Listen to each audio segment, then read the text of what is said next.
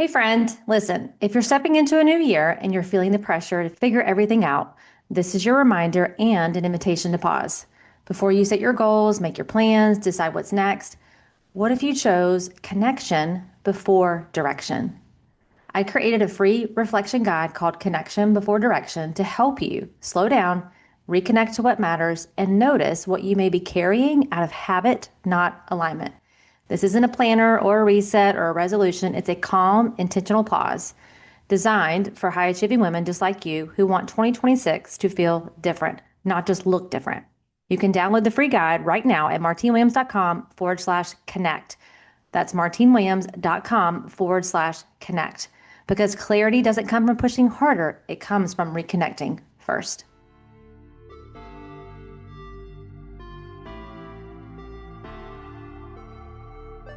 Welcome to the Life Coaching for Mompreneurs podcast, where you will learn simple solutions to win at work without losing at home.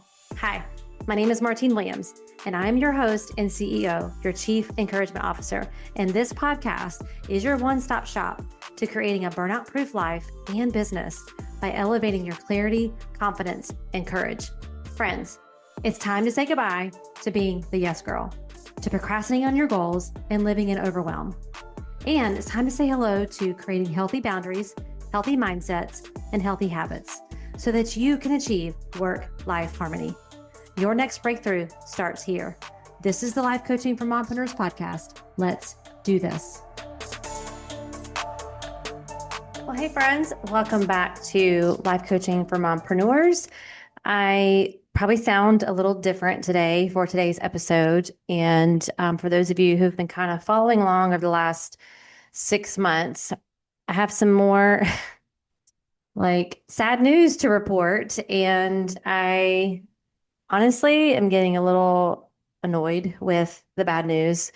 But my sweet Finn, so my lab was diagnosed in November, literally the week after my mother-in-law passed away of pancreatic cancer with T-cell lymphoma, which is the most aggressive form of cancer a dog can have. And they said that he had 1 to 3 months.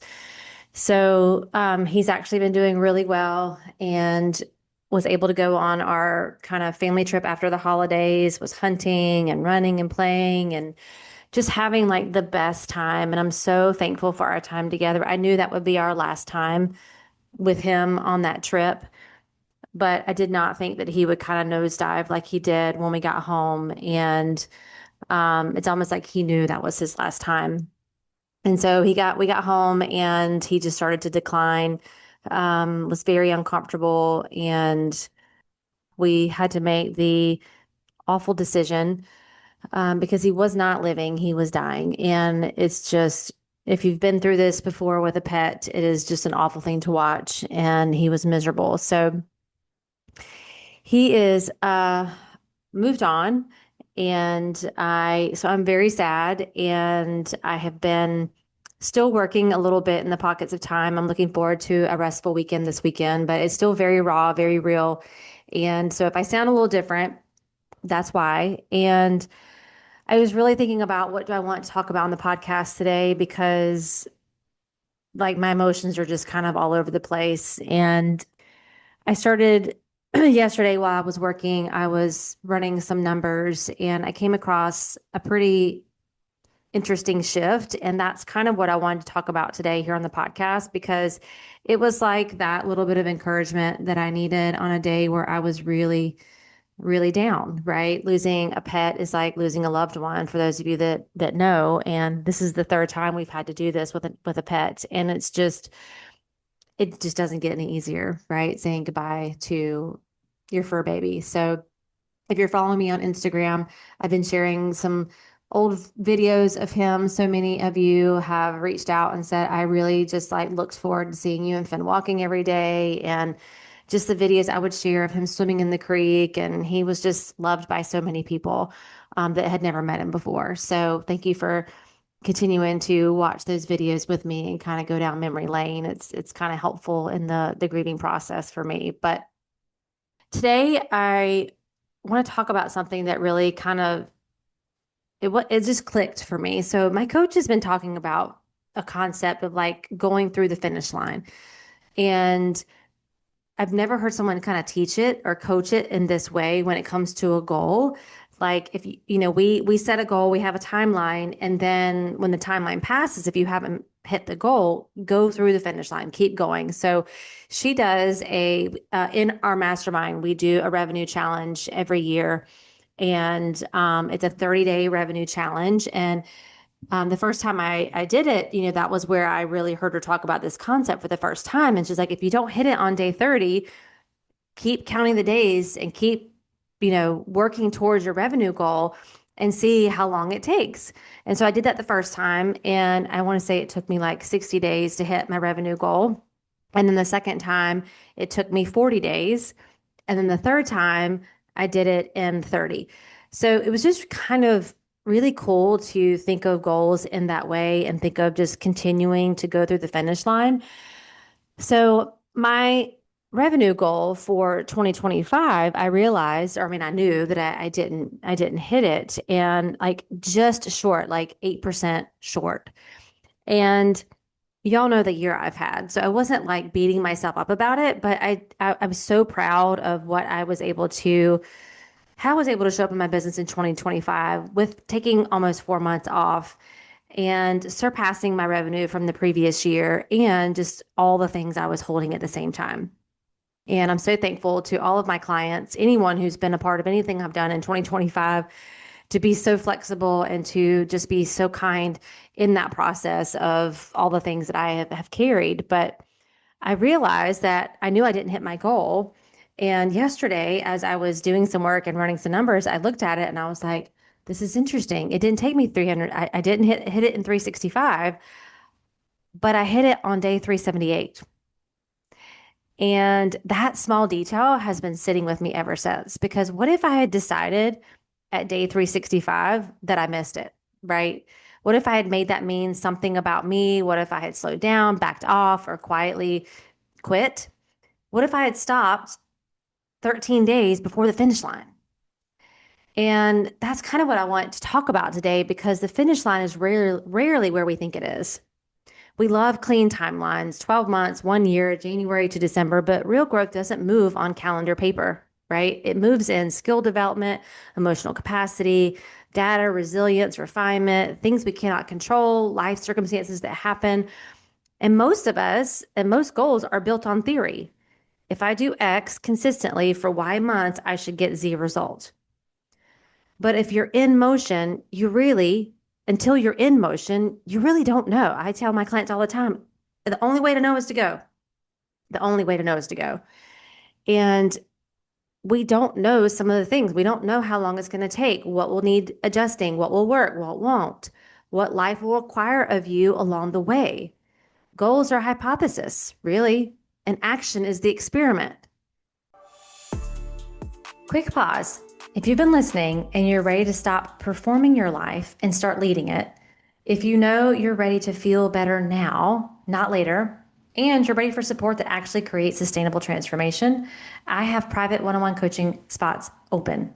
And inside this coaching, in Illuminate You coaching, we don't guess. We use your unique personality blueprint built from the science-backed personality and performance tool called the ProScan, the one you've heard me talk about here in the podcast. This is used so that every decision, every boundary, every shift is designed specifically around your wiring, not someone else's. This is my aligned success method. It's not hacks. It's not try harder. It's not mindset glitter. It's a real solution. It's rooted in science, strategy, and your unique design. So you can lead your life as the woman you actually are, not the woman others expect you to be. Now is the time. Take the step.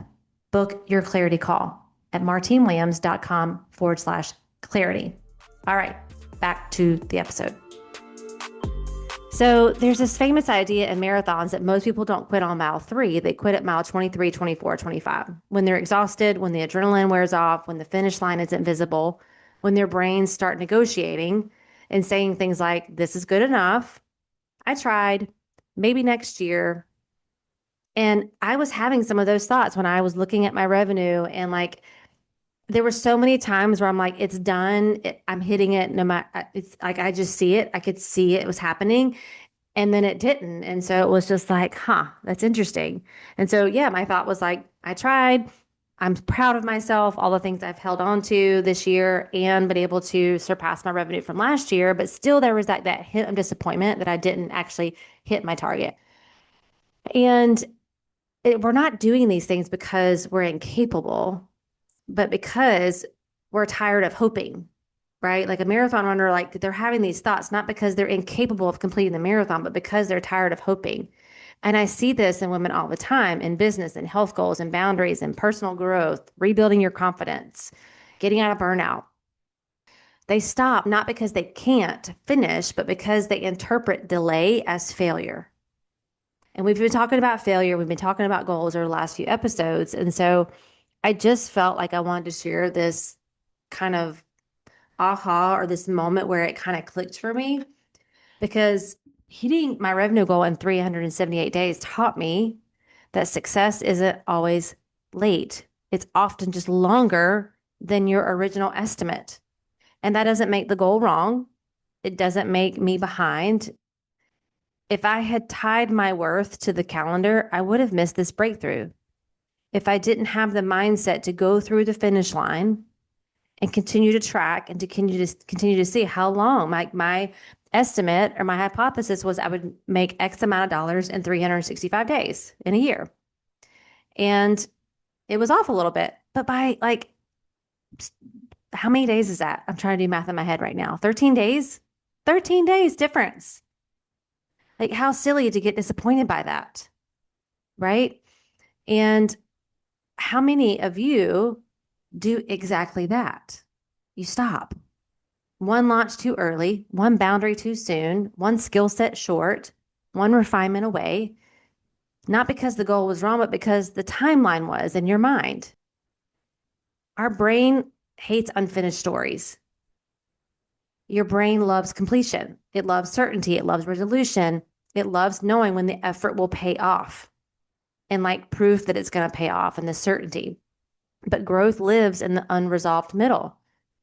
And when the brain can't see the end clearly, it offers, let's lower the standard. Let's pivot prematurely. Let's call this a lesson and move on because it doesn't like uncertainty. And as an entrepreneur, we have to learn to hold that emotion of uncertainty and risk and not knowing if this is going to work or not. But sometimes that is wisdom. There's wisdom in there. Sometimes it's fear disguised as discernment. So goals are built on theory. Results are built on data. Every action plan is just an educated guess.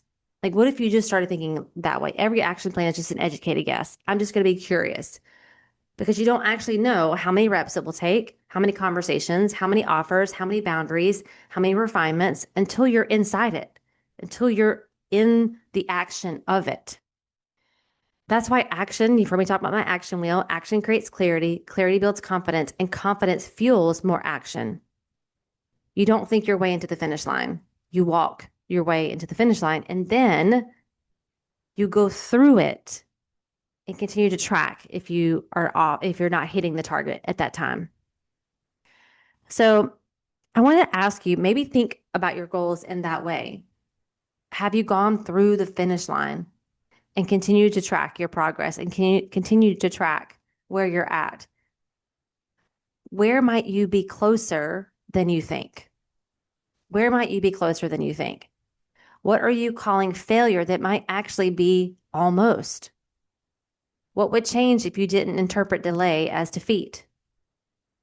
And what if the finish line isn't gone? It's just 13 days further than you planned. Like, I'm sitting here thinking about if I would have allowed that disappointment to really take over when I didn't hit my goal, would I have showed up this week to generate the revenue that actually helped me hit my goal? It's pretty mind-blowing when you think about it in that way.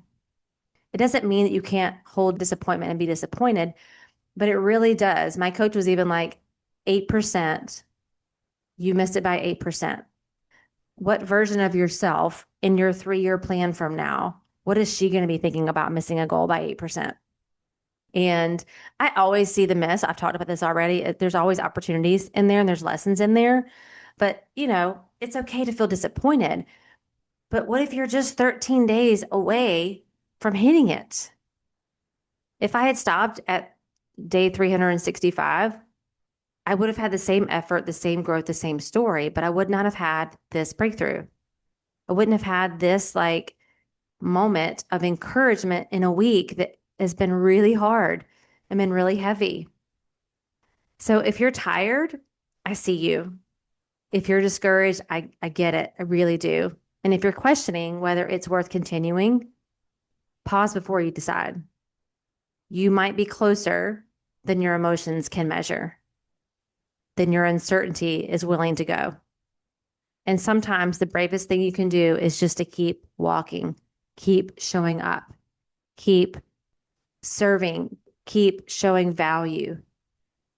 And so that's it. That's just kind of a short episode. And I've been in business for a long time and I've heard my coach talk about this, but I had never really applied the go through the finish line for a yearly goal. I only applied it to that 30-day goal. And I just was like, wow, okay. My theory was it was going to take me 365. It took me 13 days more. I'm not upset by that. I'm really not. And my disappointment is shifted now. It really is the shift into just complete proud of being able to continue in the midst of everything. And it just has created a shift for me this week. So I hope that this will be helpful for you and create a shift for you.